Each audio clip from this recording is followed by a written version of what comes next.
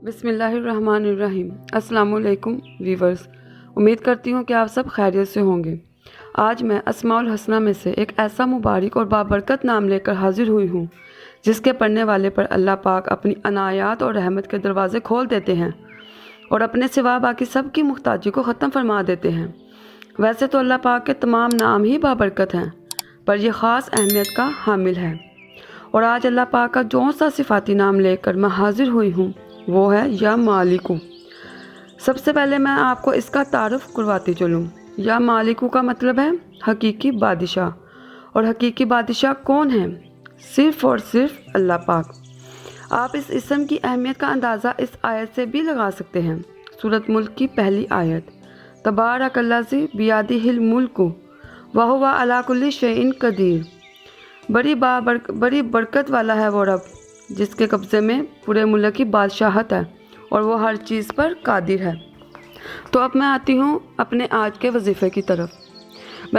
मैं फिर वही बात कहूँगी कि इनसे फ़ायदा सिर्फ़ अल्लाह पर कामिल यकीन से ही हासिल होगा। कोशिश करें कि नमाज़ों की पाबंदी करें ताकि आप इसकी बरकत को हासिल कर सकें।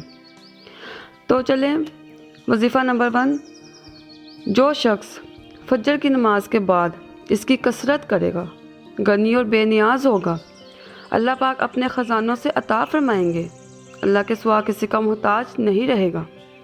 वजीफ़ा नंबर 2, जो शख्स इसे कसरत से पढ़ता रहेगा तो इसका नफ्स इसका मती रहेगा, हर जगह उसे इज़्ज़त और हुर्मत हासिल होगी और वो मोअज़्ज़िज़ होगा।